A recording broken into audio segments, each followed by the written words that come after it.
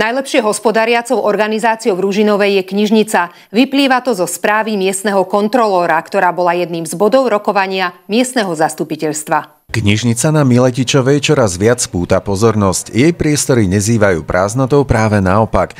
Kontrolná správa jej hospodáreniu udelila jednotku s hviezdičkou. Presne takýmto príkladom toho dobrého hospodárenia bola dnes knižnica Ružinov, ktorá bola podrobená hĺbkovej kontrole miestneho kontrolóra a ten konštatoval, že vlastne to hospodárenie je tam v poriadku, žiadne negatívne výsledky tam nenašiel, dokonca bolo pozitívne konštatované, že aj napriek tomu, že nárast stavebných materiálov vyšiel hore, tak si dokázala pri cenách udržať tie ceny na verejné obstarávanie, ktoré boli pred krízou.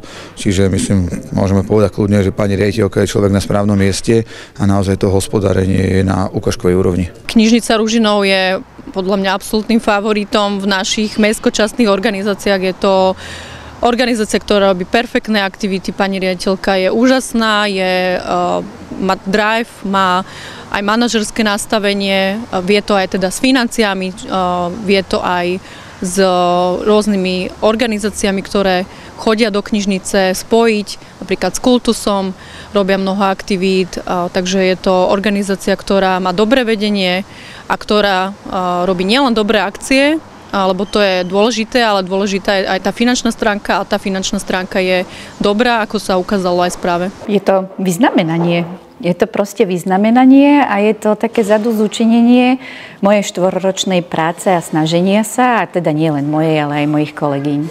Je to záväzok?